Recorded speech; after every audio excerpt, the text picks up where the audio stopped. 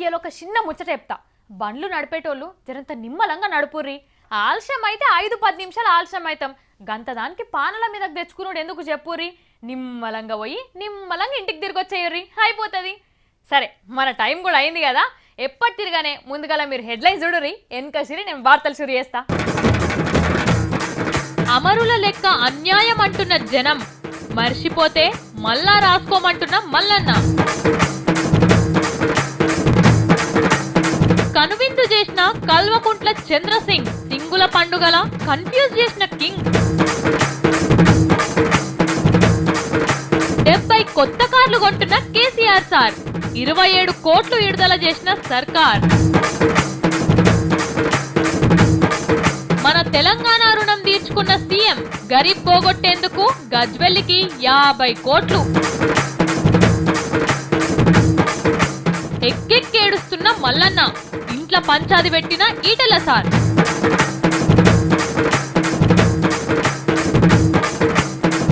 తిరంతిగొస్తున్న petrol diesel, మొగుల మీదకెక్కిన ఉప్పు మిరపకాయ. కానీ ఎంత బాధ అవుతుందోలా. మన కోసం, మన మంచి కోసం మంది చేతుల బందీ లెక్కున్న తెలంగాణను ఇడిపించేదందుకు ఉక్కు పిడికిలి బిగించి ఊపిరి తీసుకున్న అమరులందరి త్యాగానికి ఎవరు ఏమిచ్చి రుణం తీర్చుకుంటారు? ఇవాళ మనమంతా మహారాష్ట్రం మా తెలంగాణ అంటున్నామంటే దానికి కారణం ఎవరు? అమరుల త్యాగ ఫలితమే కదా. వాళ్ళు లేకుంటే ఇవాళ మనం ఇట్లుంటుంటిమా?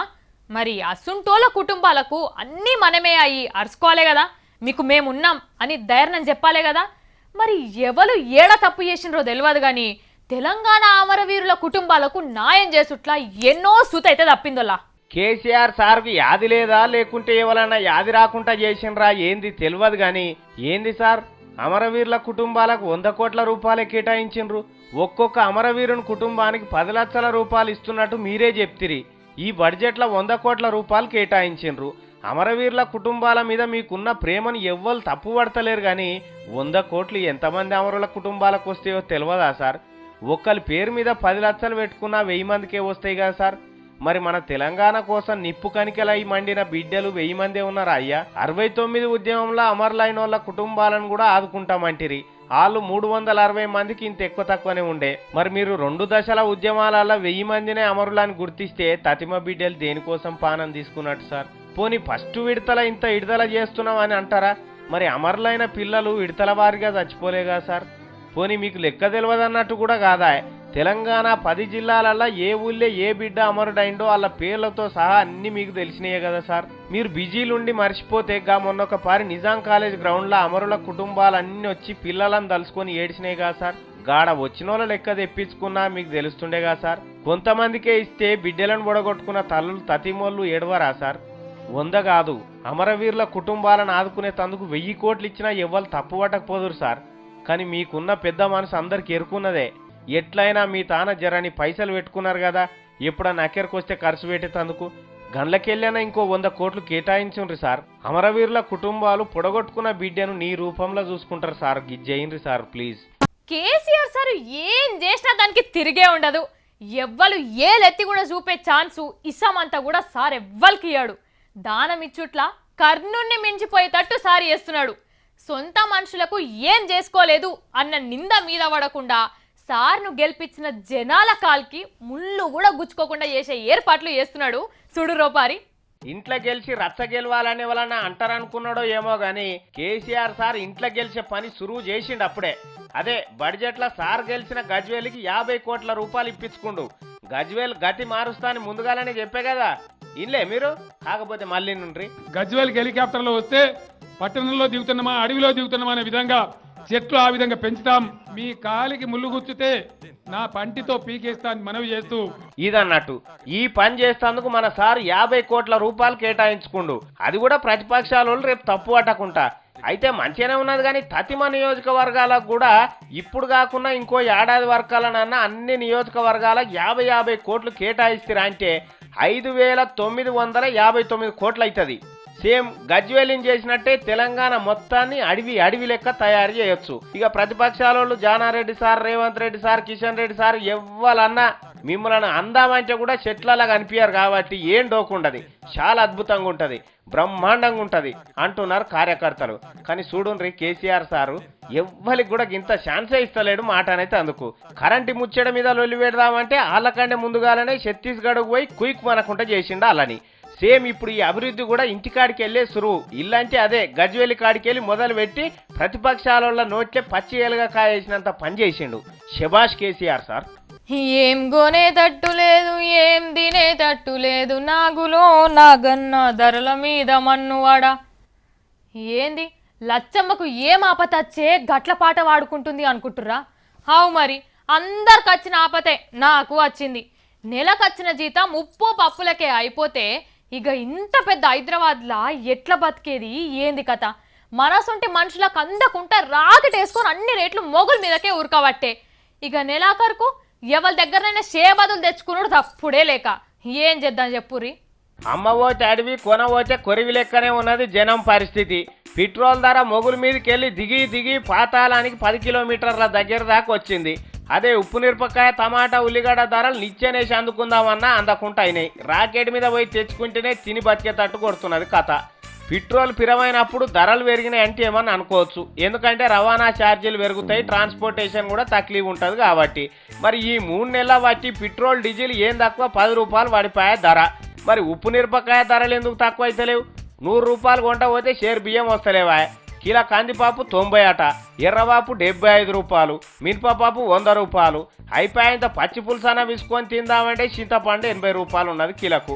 ఉల్లిగడ్డ 30, ఎల్లిగడ్డ 80. ఇక చెప్పుండ్రి ఏది కొని తింటాం ఏం కథ? ఆ రేషన్ దుకాణాలు ఇస్తే ఒక్కరోజు గట్టి కొనితే ఒడిచిపోవచ్చే. కిరాణం సామానే కాదు కూరగాయలు కూడా సుడి పెడుతున్నాయి పబ్లిక్ను. నల్లొంకాయ 30 అట, బెండకాయ 40 అట, పచ్చిమిరపకాయలు 30 అట, బీరకాయలు 35 అట, బిన్నీస్కాయ 50, ఆలుగడ్డ 30, గోకరకాయ 40. ఇక చెప్పు ఏం చేద్దాం? పెట్రోల్ డీజిల్ దాగి బతకాలనా జనం? ఏం చేయాలి? అయిపోయా ధరలు పెరుగుతున్నాయంటే రైతులకు ఎక్కువ పైసలు వస్తున్నాయి అనుకున్నట్టు కూడా కాదా? పంట అమ్ముకుంటే ఏమున్నది అస్సలు ధరనే వస్తలేదు, గిట్టుబాటు ధర లేక గిలగిల కొట్టుకోబట్టే వాళ్ళు కూడా. మరి ఎవడు పెంచుతున్నాడు ఈ ధరలు, ఎవడు దోస్తున్నాడు జనాన్ని అర్థమైతలేదు. అంత ఆగమాగం జగన్నాథం అవుతున్నది పనితనం. తునుక్ తునుక్ తున్ తునుక్ తునుక్ తున్ తునుక్ తునుక్ తున్ తారారా, తునుక్ తునుక్ తున్ తునుక్ తునుక్ తున్ తునుక్ తునుక్ తున్ తారారా. ఏంది లచ్చమ్మ మీద కొత్తగా బల్లే బల్లే బల్లే అనుకుంటే డాన్స్ చేస్తుంది అనుకుంటారా? అవు మళ్ళా ఒకళ్ళు కొత్తగా వేషం కట్టినప్పుడు నేను కూడా కొత్తగానే చెప్పాలి కదా, అందుకే ఇట్లా కొత్తగా చెప్పిన. మరి కొత్త వేషం కట్టింది ఎవలో చూడురి. అందరు తయారై ఉన్నారు కదా. ఏం లేదు, అగ్ని పరీక్ష అంతకంటే కాదు కానీ ఒక మనిషి ఫోటోని చూపిస్తా, ఆయన ఎవరో చెప్పాలా మీరు గంతే. ఈజీ. తయారై ఉన్నారా? 1 2 3 చూడుండ్రి, బాగా చూడుండ్రి. అద్దాలుంటే దూడ్చుకొని చూడుండ్రి. మరి చూసిండ్రా? గుర్తు పట్టిండ్రా ఈ సర్దార్జీ ఎవలో? ఏ పంజాబ్కి వెళ్ళి వచ్చిండి ఎవరో పెద్ద మనిషి ఉండ అనుకునేరు. గీంత గుర్తు పట్టకపోతే ఎట్లా చెప్పు? ఎస్, గా పిల్లగాడు ఎవరో బాగానే పట్టిండు. నిజమే, అయిన మన ముఖ్యమంత్రి కేసీఆర్ సారే కల్వకుంట్ల చంద్రసింగ్ అవతారం ఎత్తిండు. ఇవాళ గురునానక్ జయంతి ఉండే కదా, అగో హైదరాబాద్లో ఉన్న సింగులు అందరు పెట్టుకున్న పండుగ కార్యం కాడికి పోయి పగిడి నెత్తికి చుట్టిండు. ఇక మా సార్ పగిడి చుడితే మేము నెత్తికి బట్టనన్న కట్టుకోవద్దా అనుకున్నట్టున్నారు ఎనుకున్న సెక్యూరిటీ వాళ్ళు కూడా నెత్తికి బట్ట కట్టిండ్రు. ఇక చూడు ఎంత ముద్దుగా కనిపిస్తున్నాడో సారు. సారుకు సరిగ్గా సరిపోయింది కదా. ఇంకా అదేనా, కత్తి కూడా చేతికి ఇచ్చిండ్రు. కానీ వెనకట రాజులు కూడా మారేషంలో పోయి ప్రజలు ఏమనుకుంటున్నారో అనుకుందరట. సేమ్ అట్లనే చేస్తున్నాడు సార్ కూడా. ఇఫ్తార్ విందుకు పోతే ఆయేషమే, సింగుల పండుగ పోతే ఆయేషమే. కావాలంటే చూడండి ఎంత ముద్దు కొడుతున్నాడు. నన్ను అడిగితే ఇట్లనే పగిడి కడితే బాగుండని కొందరు మనసులు అనిపిస్తున్నారు, కానీ వాళ్ళ ఏషంలో వాళ్ళ మాటలు 4 చెప్పాలని సార్ ఇట్లా చేసిండు గంతే. ఒక్కసారి గట్టిగా సప్పట్లు కొట్టుర్రి మన కల్వకుంట్ల చంద్రసింగ్ సార్కు. గది వేసుకో బల్లే బల్లే. మా మల్లన్న ఎంత జోరుదారుగా ఉన్నాడో. ఎందుకంటే బడ్జెట్ పెట్టిండ్రు కదా తెలంగాణ అసెంబ్లీలా. ఈ గంటల ఫలాలు చూసినాక ముసలోడు ఆగుతాడు, ఎగిరి గంతేస్తుండొచ్చు శాత కాకున్నా కూడా. చూద్దాం పరి మరి ఏం చేస్తున్నాడో ఏమో మనం కూడా. రామా శంకరా అబ్బా అమ్మా కొంపదీసి ఓ కెమెరామెను ఆ సప్పుడు వస్తున్నా కాడ కెమెరా పెట్టు. మల్లన్ననా ఏందా ఇంత?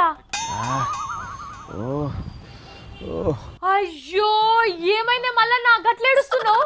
అయ్యో వచ్చినవా లక్ష్మి, ఏం చెప్పాలి? మంచి మంచి వాళ్ళకి వస్తున్నది, నాకు వస్తలేదు లక్ష్మి. ఏ గవ్వేం మాటలే మల్లన్నా, నువ్వు నిండు నూరెళ్ళు సల్లగా బతకాలే. నేను బతుకుదామనుకున్నా, లీడర్లు బతకనిచ్చేటట్లేరు లక్ష్యవా.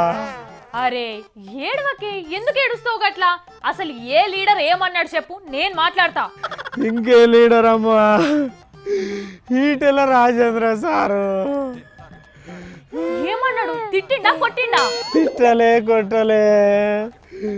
మరి ఎందుకు ఏడుస్తున్నావు? చెప్పి తలగబడి రాదు? మా ముసల్దాంతో పంచాయతీ అయింది. ఏం తలకాయ లేని మాటలే ఇవి. ఈటెల రాజేంద్రం సార్ అంటావు, ముసల్దాంతో పంచాదంటావు. పిచ్చిగిన పట్టిందా ఏంది నీకు? అయ్యో రామచంద్ర, ఈటెల సారే పంచాయతీ పెట్టిండు మా ఇంట్లో.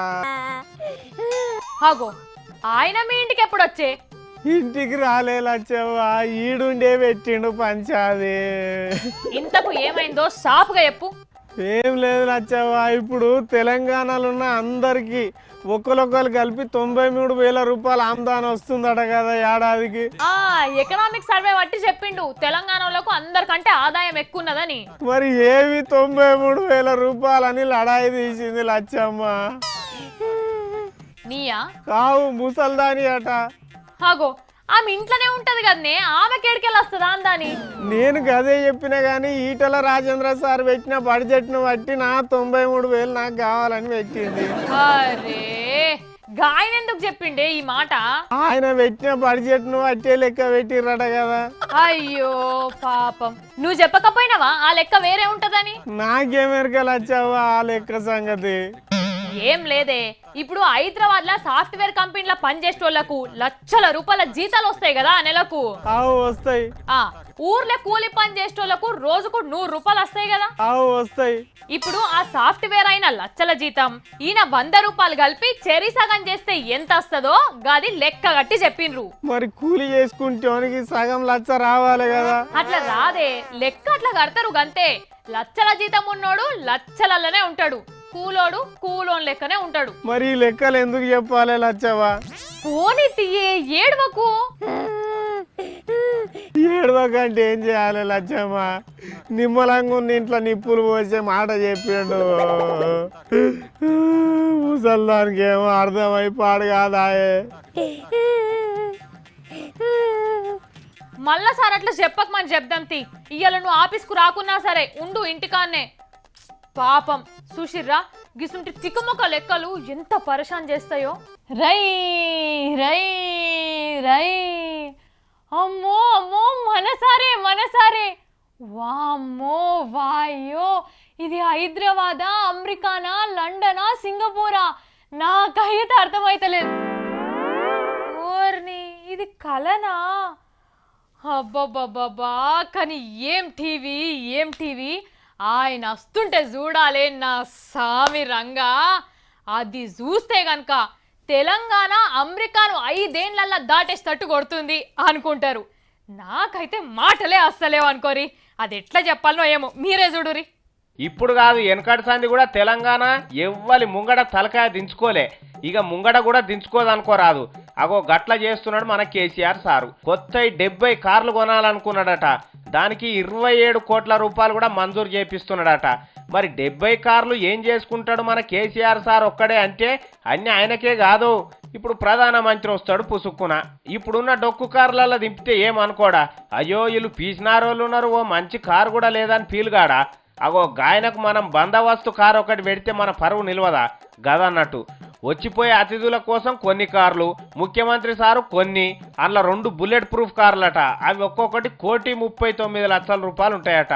ల్యాండ్ క్రూయిజర్లు అంటారు వీటిని. ఇక మన ముఖ్యమంత్రి సారు ఇంత పెద్ద కార్లల్లా రయ్యా రయ్యా రయ్యా దూసుకపోతుంటే నా సామిరంగా ఎంత అందంగా ఉంటుంది. అదిగాక మన తెలంగాణ రోడ్లు బంగారు బాటలు అవుతున్నాయా. కాబట్టి అటు రోడ్లకు అందమే, ఇటు కార్లకు అందమే, కార్లున్న మనుషులకు అందమే.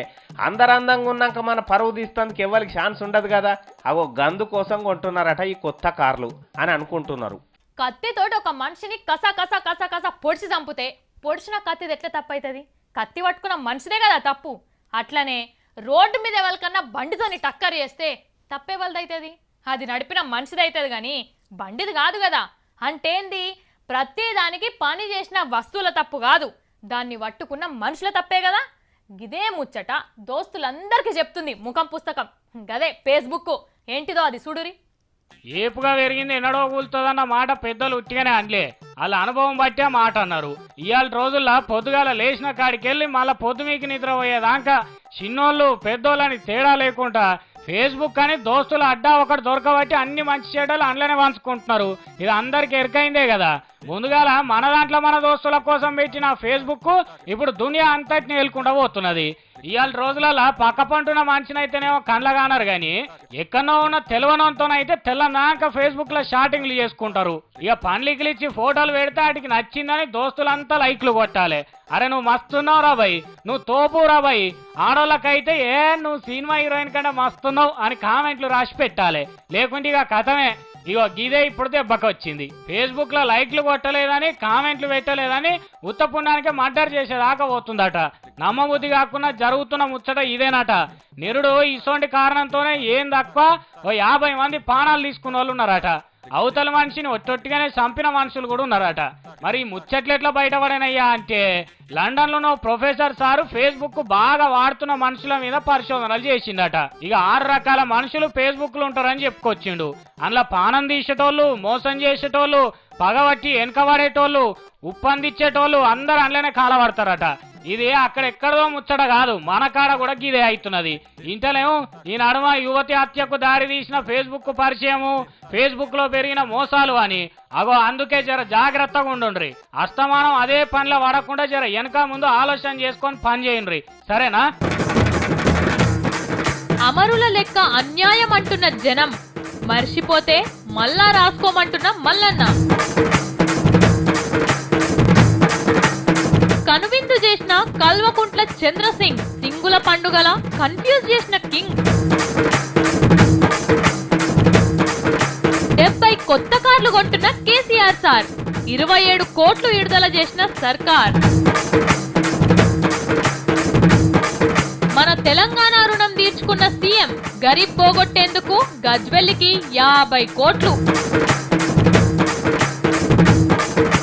ఎక్కెక్కేడుస్తున్న మల్లన్న, ఇంట్ల పంచాది పెట్టిన ఈటెల సార్.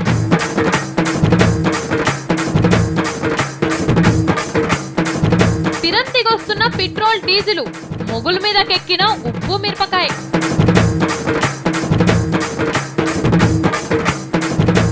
యుద్ధానికి దిగిన యముడు బ్రహ్మ, ప్రత్యక్ష ప్రసారం చేస్తున్న తీన్మార్.